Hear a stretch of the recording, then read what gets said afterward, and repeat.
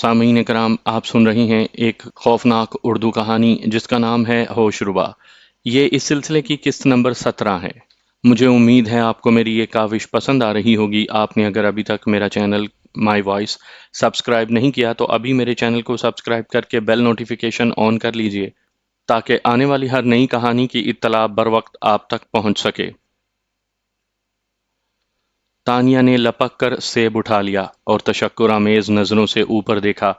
روشن دان میں سے ایک گلہری کا منہ دکھائی دے رہا تھا۔ اس کے دیکھتے ہی گلہری روشن دان میں غائب ہو گئی۔ اب اسے پکا یقین ہو گیا کہ وہ اکیلی نہیں ہے۔ سیب اچھا بڑا تھا، بڑا لذیذ، خوشبودار اور میٹھا۔ اس سیب میں جانے کیا بات تھی کہ اسے کھا کر پیٹ بھرنے کا احساس ہوا۔ تانیہ کے ہوش و حواس بحال ہوئے۔ وہ اب کچھ سوچنے کے قابل ہوئی۔ تانیہ نے راکل کی بات ماننے سے انکار کر دیا تھا، پھر اس نے اپنا بیگ مار کر اس کا ایک بازو بھی توڑ دیا تھا۔ اس کے نتیجے میں اسے قید میں ڈال دیا گیا تھا، اور 2 دن گزر چکے تھے۔ کسی نے پلٹ کر اس کمرے کی طرف دیکھنے کی بھی کوشش نہیں کی تھی۔ وہ زندہ ہے یا کہ چل بسی، یہ جاننے کی بھی کوشش نہیں کی گئی تھی۔ دروازہ بند تھا، یہاں سے فرار کا کوئی راستہ نہیں تھا۔ اس کمرے میں کوئی کھڑکی نہیں تھی۔ ہاں، ایک روشن دان ضرور تھا، لیکن وہ اتنا اونچا تھا کہ ہاتھ اٹھانے کے باوجود دسترس سے دور تھا۔ اسے نہیں معلوم تھا کہ روشن دان کے اس طرف کیا ہے۔ کاش وہ کسی طرح روشن دان سے باہر کا جائزہ لے سکتی۔ اسے اپنا بھائی محسن یاد آیا۔ جانے وہ کس حال میں ہوگا۔ بکا نے یہاں سے واپس جا کر جانے محسن کے ساتھ کیا سلوک کیا ہو۔ کالے چراغ کی گرفتاری کے بعد تو وہ بالکل بے خوف ہو گئی ہوگی۔ اسے کالے چراغ کی بھی فکر تھی، جانے اس ہمدرد شخص کا کیا حشر کیا جا چکا ہو، کہیں اس کی زندگی مختصر نہ کر دی گئی ہو۔ اب وہ کیا کرے؟ وہ اپنے بھائی محسن کو بچانے آئی تھی، لیکن اس کی اپنی زندگی خطرے میں آ گئی تھی۔ اگر اسے غیبی امداد نہ ملتی، وہ بھوکی ہی ایڑیاں رگڑ رگڑ کر مر جاتی۔ ایک سوال یہ بھی تھا کہ یہ سیب کہاں سے آیا تھا اس صحرا میں، اور ایسا خوشبودار سیب؟ پھر اسے روشن دان تک کس نے پہنچایا؟ گلہری تو ایسی چیزیں کھانے کی خود شوقین ہوتی ہے، اس نے خود کیوں نہ کھا لیا، نیچے کیوں لڑکا دیا؟ پھر اس سیب میں اتنی سیرابی کہاں سے آئی کہ اسے کھا کر پیٹ بھر کر کھانا کھانے کا گمان کیوں نہ ہوا؟ کیا یہ سلسلہ جاری رہے گا یا محض اتفاق سے ایسا ہو گیا ہے، اور دادا اعظم کے یہاں آنے کا احساس محض ایک خواب تھا، یا اس کا وہم تھا، یا واقعی وہ اس کی تسلی کے لیے یہاں آ گئے تھے؟ وہ دادا اعظم ہی تو تھے جن کی وجہ سے اس کی اپنی زندگی خود اس پر آشکار ہوئی تھی۔ اس کی داستان حیات کا عنوان تو وہی ہے۔ وہ اگر اس کی مدد نہیں کریں گے تو پھر کون کرے گا؟ وہ انہی باتوں میں الجھی ہوئی تھی، اپنی نجات کا راستہ سوچ رہی تھی کہ دروازے پر کچھ کھٹ پٹ کی آواز آئی، جیسے کوئی باہر سے دروازہ کھول رہا ہو۔ تانیہ ذرا سنبھل کر بیٹھ گئی۔ چند لمحوں کے بعد دروازہ کھلا، اس کے سامنے راکل کھڑا تھا، بغل میں عصا دبائے۔ اس نے اپنے کندھے پر ایک بھاری چادر ڈال رکھی تھی، شاید اپنا ٹوٹا ہوا بازو چھپانے کے لیے۔ راکل نے تانیہ کو حشاش بشاش کمرے کے وسط میں بیٹھا دیکھا تو بڑا حیران ہوا۔ 2 دن کی بھوک نے اس پر ذرا بھی اثر نہیں کیا تھا، بلکہ یوں محسوس ہوتا تھا کہ جیسے وہ ابھی کھا پی کر تازہ ہو کر بیٹھی ہو۔ وہ تو سمجھ رہا تھا کہ تانیہ کی بھوک کی وجہ سے بری حالت ہوگی، وہاں تو معاملہ ہی کچھ اور نکلا۔ کیسی ہے تو؟ راکل عصا ٹیکتا ہوا کمرے میں داخل ہوا۔ دیکھ لے، اتنے بڑے بڑے دیدے تو ہیں تیرے۔ تانیہ غصے میں آ گئی۔ یہ کیسے ممکن ہے؟ وہ ابھی تک حیران تھا۔ سب کچھ ممکن ہے، تو نے دیکھ لیا نا قید کر کے۔ میں کوئی معمولی لڑکی نہیں ہوں۔ تانیہ نے اس پر رعب جمانے کی کوشش کی۔ میں نے کب کہا کہ تو معمولی لڑکی ہے؟ معمولی ہوتی تو یہاں تک کیسے آ جاتی؟ راکل بولا۔ راکل، کیا تو اپنی بہن کو سمجھا نہیں سکتا؟ تانیہ نے فوراً موضوع تبدیل کر دیا۔ کیا سمجھاؤں؟ جیسے وہ کچھ نہ جانتا ہو۔ میرے بھائی کا پیچھا چھوڑ دے، تانیہ نے بتایا۔ اگر میں اس سے یہ کہوں گا تو وہ پلٹ کر مجھے کہے گی۔ تجھے وہ کیا کہہ سکتی ہے؟ وہ کہے گی کہ تو تانیہ کو آزاد کر دے، تو میں اس کی بات کیسے مان لوں گا بھلا؟ میں تانیہ کو آزاد کرنے کے لیے تو نہیں یہاں لایا۔ وہ تانیہ کی آنکھوں میں آنکھیں ڈال کر بولا۔ تانیہ تیری قید میں نہیں رہ سکے گی، یہ بات تو اچھی طرح جانتا ہے۔ تو خواہ اپنا وقت برباد کر رہا ہے۔ تو وقت کی بات کرتی ہے، میں تیرے پیچھے خود برباد ہو گیا ہوں۔ یہ محبت کی جنگ ہے، اس میں سب کچھ جائز ہوتا ہے، یہ بات تو اچھی طرح جانتی ہوگی۔ اچھی طرح جانتی ہوں، تانیہ نے طنزیہ لہجے میں کہا۔ اچھی طرح جانتی ہوں۔ کہ تیری تباہی زیادہ دور نہیں۔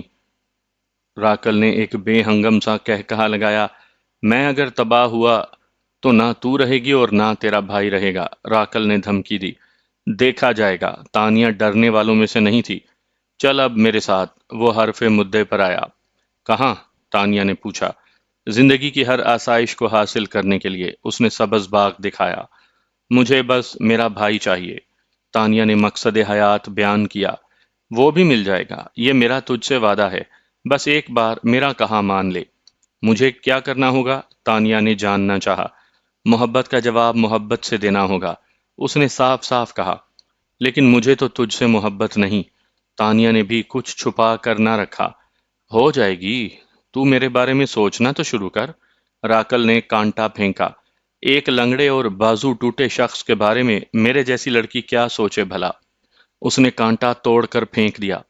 تانیہ کے اس جواب نے راکل کے اندر آگ لگا دی۔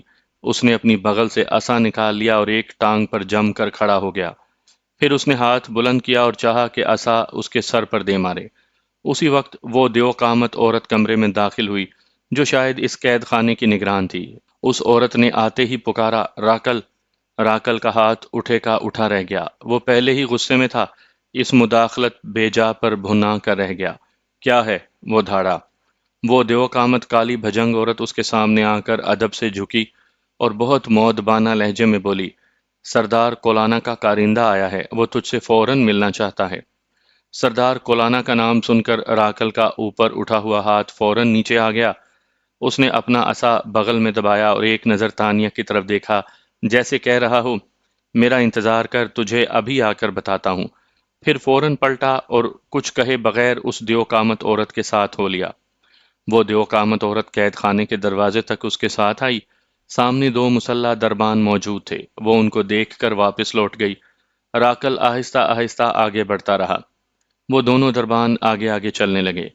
جب راکل اس عمارت کے بڑے دروازے کے سامنے پہنچا تو ایک دربان نے چیخ کر کہا، دروازہ کھولو، راکل خود آیا ہے، سردار کولانا کے کارندے سے ملنا چاہتا ہے۔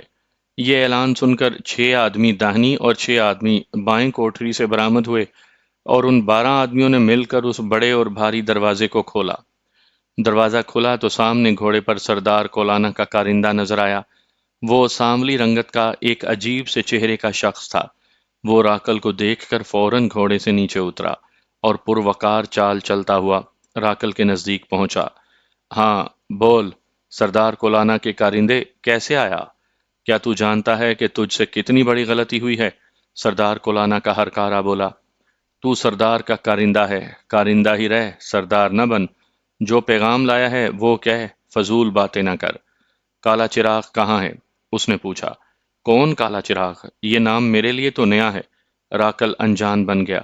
راکل، پھر بکا بھی تیرے لیے نیا نام ہوگا۔ ہرکارے نے اندھیرے میں تیر چھوڑا۔ بکا میری بہن ہے، راکل نے کچھ پریشان ہو کر کہا۔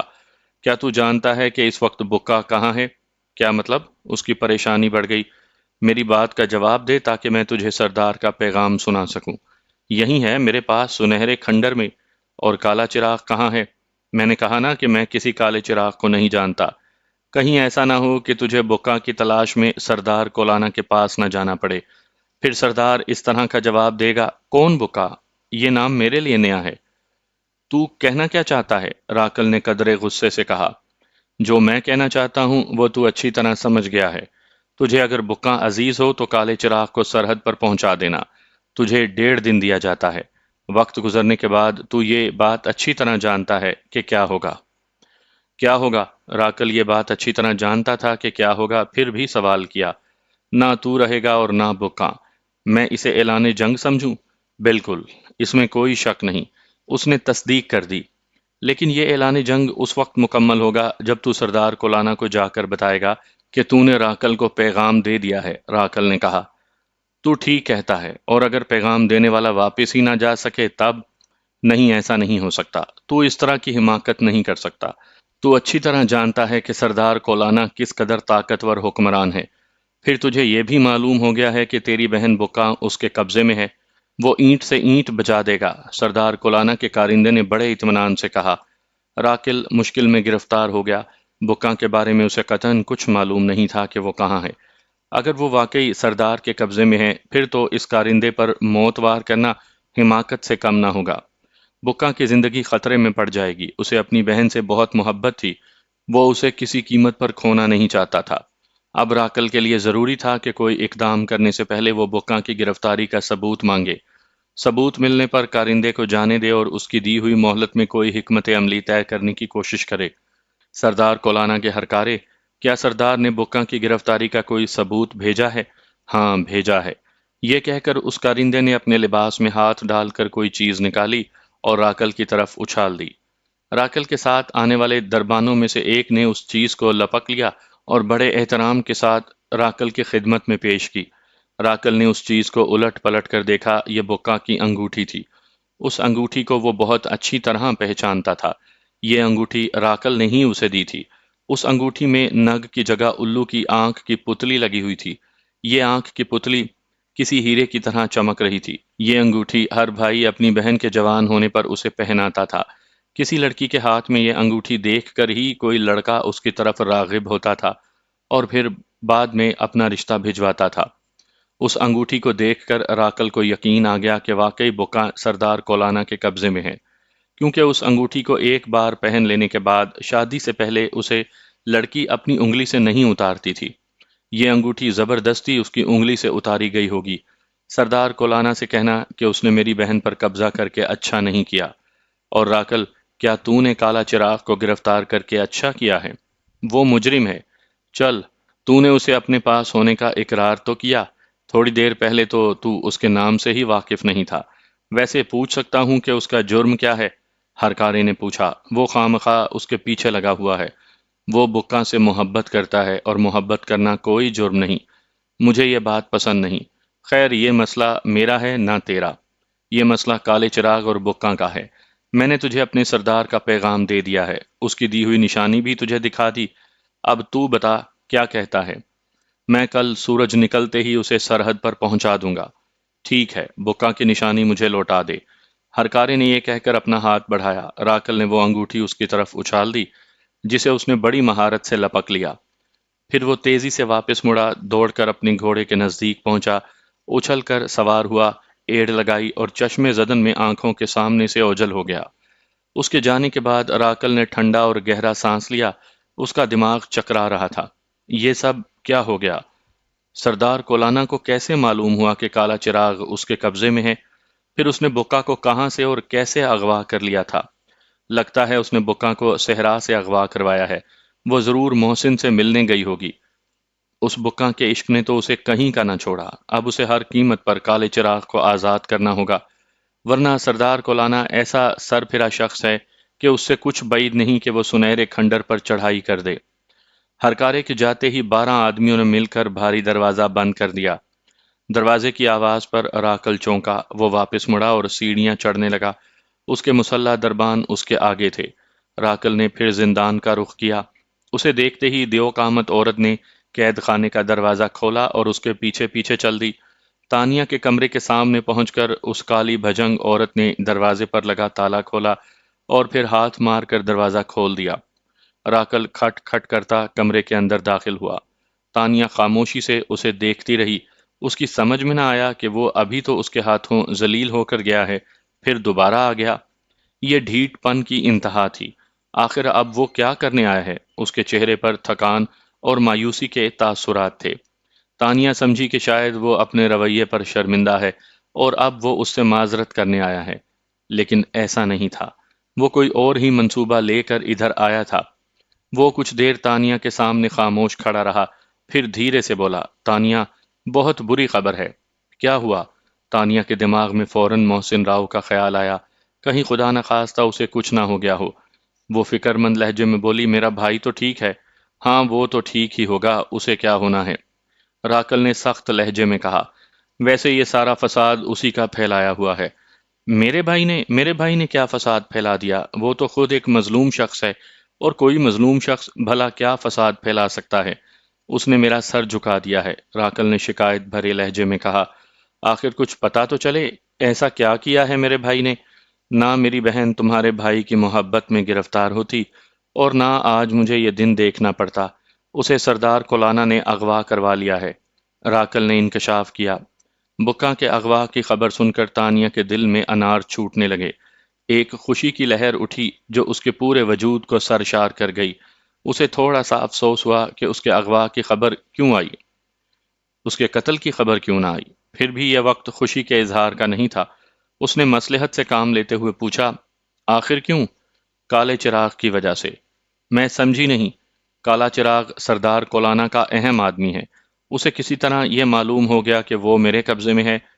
جواباً اس نے بکا کو اپنے قبضے میں کر لیا اور اب پیغام بھجوایا کہ میں کالے چراغ کو اس کے حوالے کر دوں اور اپنی بہن کو لے جاؤں، ورنہ وہ بکا کو مار دے گا اور لشکر کشی کر کے میرے علاقے پر بھی قبضہ کر لے گا۔ تو یہ سب مجھے کیوں بتایا ہے؟ میں کیا کروں؟ تانیہ نے بے نیازی سے کہا۔ وہ اندر سے بہت زیادہ خوش تھی۔ مجھے تیری مدد کی ضرورت ہے۔ میں بھلا تیری کیا مدد کر سکتی ہوں؟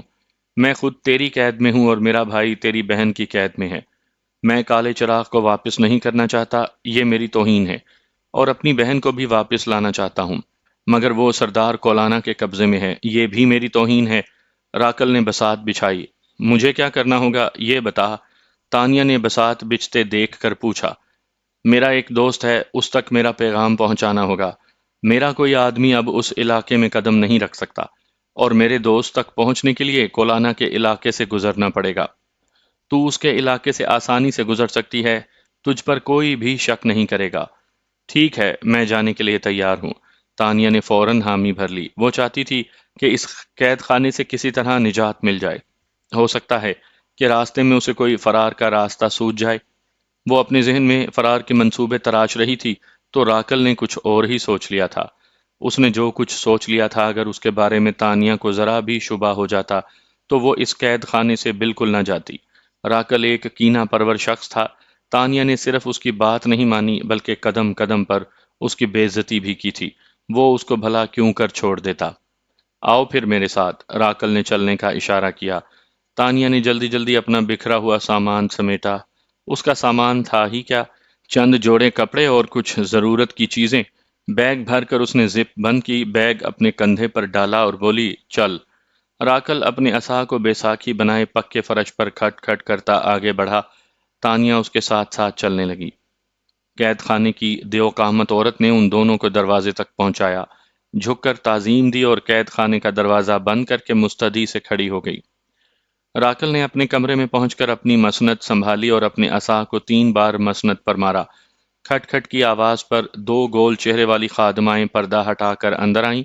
انہوں نے آدھا جھک کر راکل کو تعظیم دی اور تانیہ کو حیرت بھری نظروں سے دیکھا۔ کیا حکم ہے راکل؟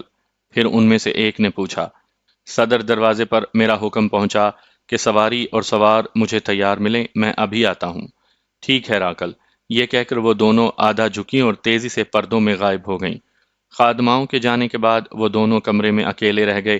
تانیہ چاہتی تھی کہ وہ اس سے کوئی بات کرے، لیکن اس کی سمجھ میں نہ آیا کہ کیا بات کرے۔ خود راکل نے بھی کوئی بات نہ چھیڑی۔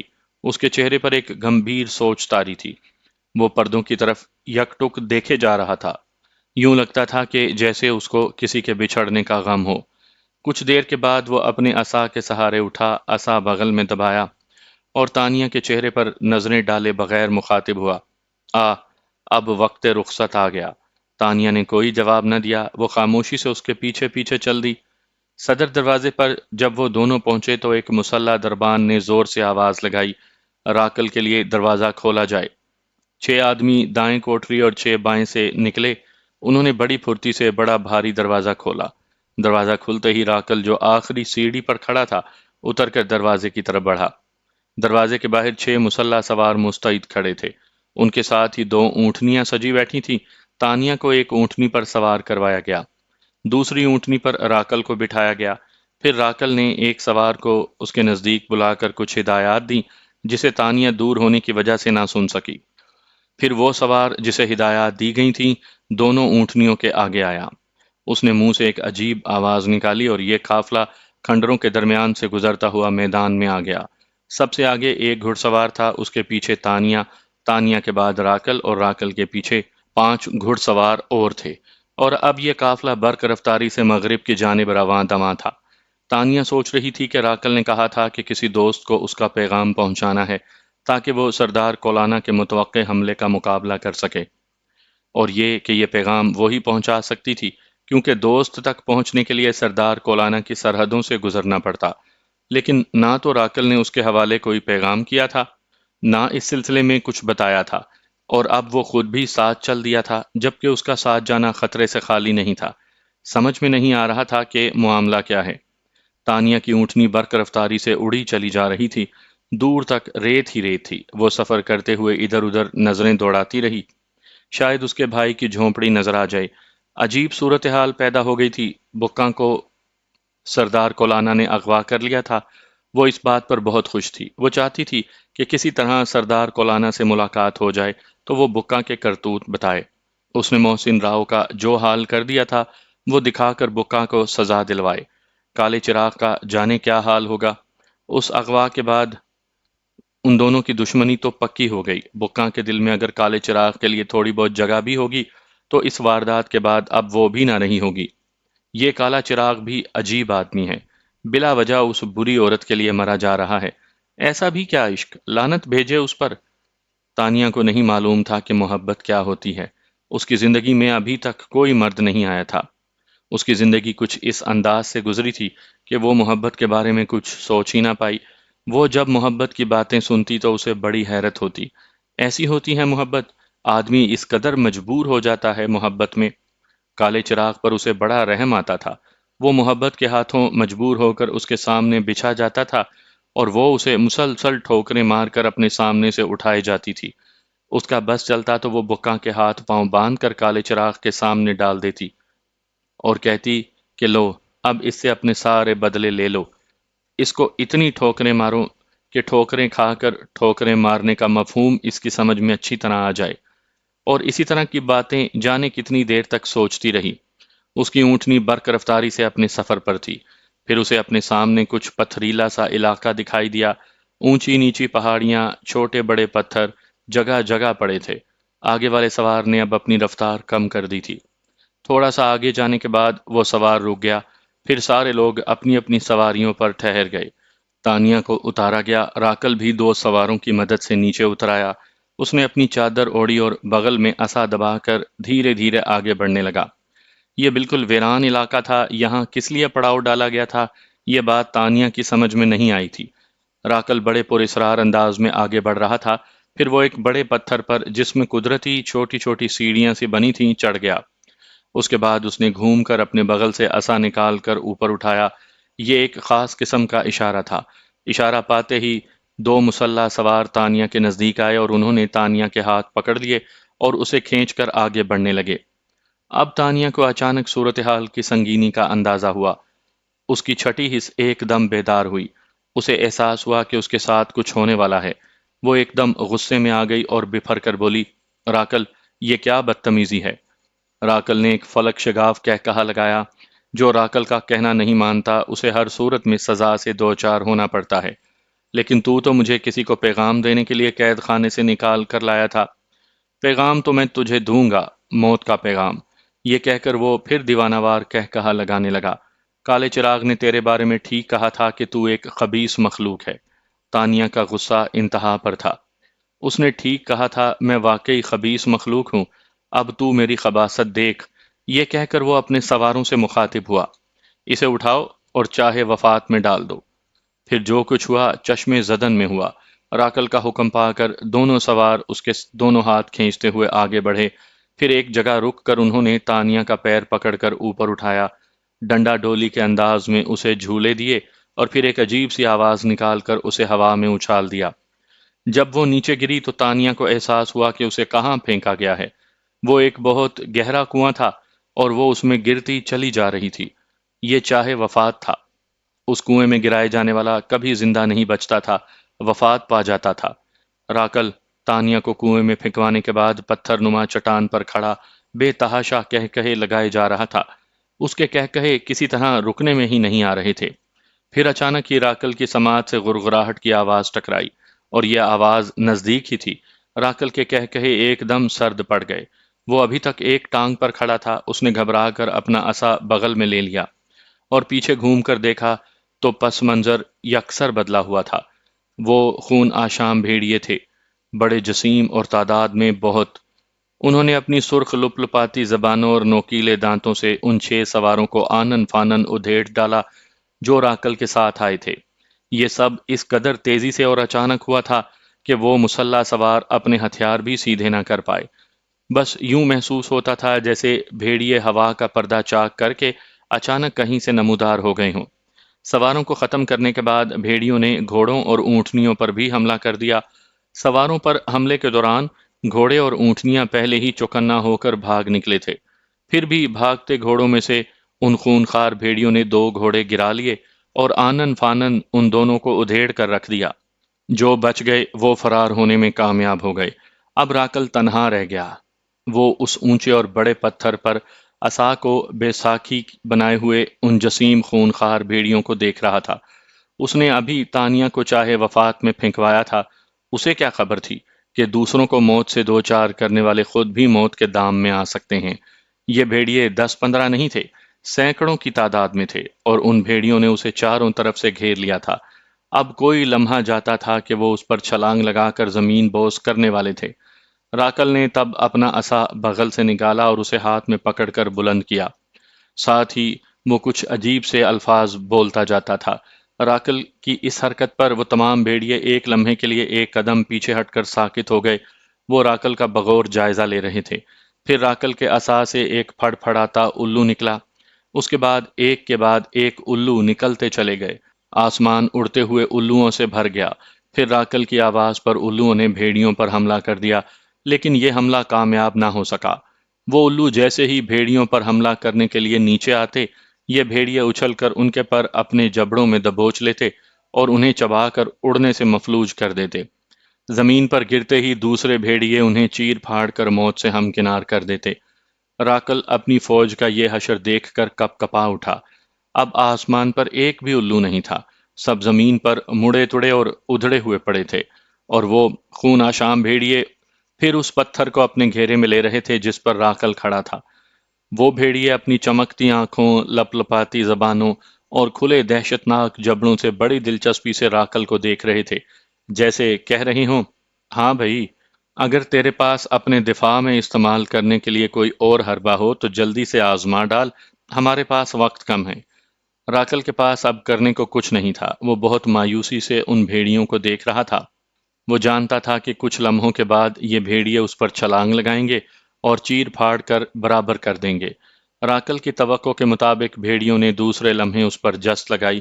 وہ پتھر سے لڑکتا ہوا زمین پر آ رہا۔ بھیڑیوں نے اسے بھمبوڑا نہیں، چند بھیڑیوں نے مل کر اس کے ہاتھ پاؤں اپنے جبڑوں میں دبائے اور گھسیٹتے ہوئے لے چلے۔ اس کا بازو تو پہلے ہی زخمی تھا، تانیہ نے بیگ مار کر اسے زخمی کیا تھا۔ اب ان بھیڑیوں کے دانتوں کی گرفت اس کی جان نکالے دے رہی تھی۔ بھیڑیے اس کی تکلیف سے بے نیاز آگے بڑھتے جا رہے تھے۔ راکل ایک بھاری بھرکم شخص تھا۔ جب بھیڑیے اسے گھسیٹتے ہوئے تھک جاتے تو تازہ دم بھیڑیے ان کی جگہ لے لیتے اور راکل کو گھسیٹنے لگتے۔ راکل اب تکلیف کے باعث بے ہوش ہو چکا تھا۔ بھیڑیوں کو اس بات کی بالکل پرواہ نہیں تھی کہ راکل کس حال میں ہے، ہوش میں ہے یا ہوش گنوا بیٹھا ہے۔ وہ سدھائے ہوئے کتوں کی طرح اپنا سفر جاری رکھے ہوئے تھے۔ راکل کو گھسیٹنے والے بھیڑیے جب تھک جاتے تو ان کی جگہ دوسرے بھیڑیے لے لیتے۔ وہ بھیڑیے بغیر رکے پوری رات سفر کرتے رہے۔ اب صبح کے آثار نمایاں ہونے لگے تھے۔ سورج کا سرخ کنارہ افق سے ابھرتا ہوا نظر آ رہا تھا۔ روشنی پھیلتی جا رہی تھی اور وہ بھیڑیے راکل کو ریت پر گھسیٹتے ہوئے لے جا رہے تھے۔ پھر ایک ایسا وقت آیا کہ وہ بھیڑیے ایک جگہ ٹھہر گئے۔ یوں لگا جیسے کسی نے انہیں رکنے کا اشارہ کیا ہو۔ وہ راکل کو چھوڑ کر پیچھے ہٹے اور پھر ایک دوسرے سے مل کر کھڑے ہو گئے اور زور زور سے ہانپنے لگے۔ راکل اوندھے منہ ریت پر پڑا تھا، اس کا جسم جگہ جگہ سے زخمی تھا۔ بھیڑیے اب اس سے بالکل بے نیاز ہو چکے تھے، جیسے انہوں نے راکل کو ہدایت کے مطابق منزل پر پہنچا دیا ہو۔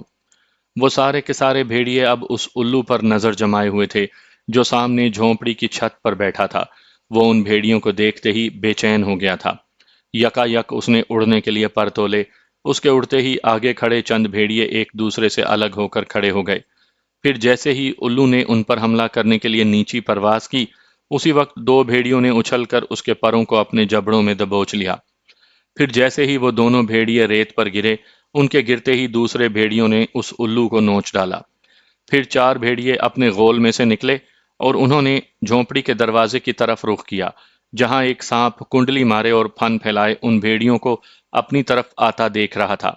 وہ چاروں بھیڑیے اس سانپ کے نزدیک پہنچ کر ایک دوسرے سے دور ہو گئے۔ سانپ کو چاروں بھیڑیوں پر بیک وقت نظر رکھنا مشکل ہو گیا۔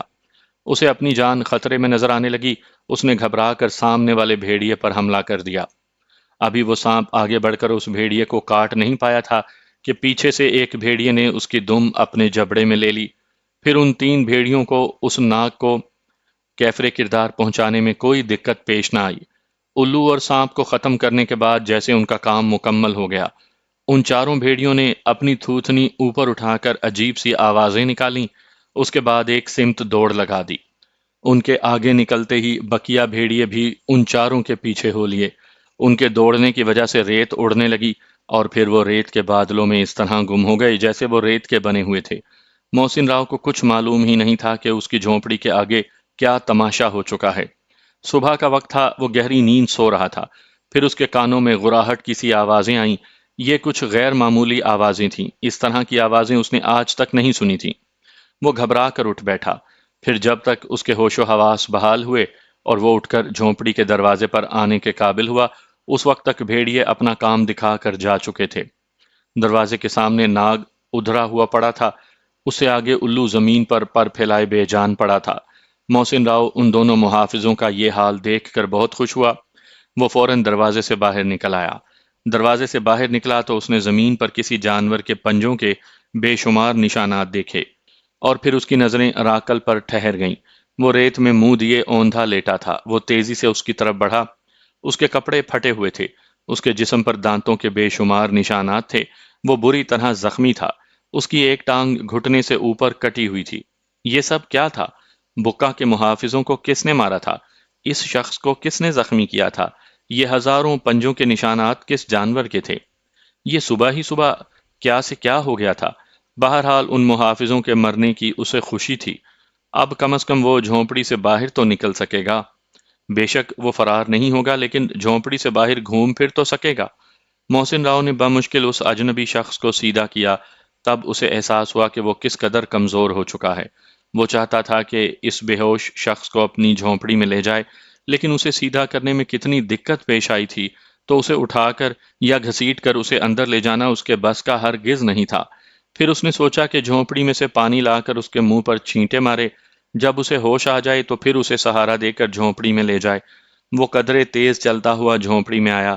اس نے سراہی سے ایک کٹورے میں پانی نکالا اور پھر اس اجنبی شخص کے پاس پہنچ گیا۔ اس نے کٹورے سے پانی لے کر اس کے منہ پر چھینٹے مارنے شروع کیے۔ ساتھ ہی وہ اسے آوازیں بھی دیتا رہا، ارے بھائی، اے بھائی صاحب، ہوش میں آؤ۔ بالآخر محسن راؤ اسے ہوش میں لانے میں کامیاب ہو گیا۔ راکل کی آنکھ کھلی تو اس نے خود کو ریت پر لیٹا ہوا پایا۔ وہ بری طرح زخمی تھا، زخموں سے ٹیسیں اٹھ رہی تھیں۔ اوپر آسمان تھا اور اس کے سامنے ایک اجنبی شخص بیٹھا تھا۔ اس نے فوراً اٹھنے کی کوشش کی، لیکن محسن راؤ نے اسے اٹھنے سے منع کر دیا۔ وہ چاہتا تھا کہ وہ کچھ دیر لیٹا رہے تاکہ اسے مکمل طور پر ہوش آ جائے۔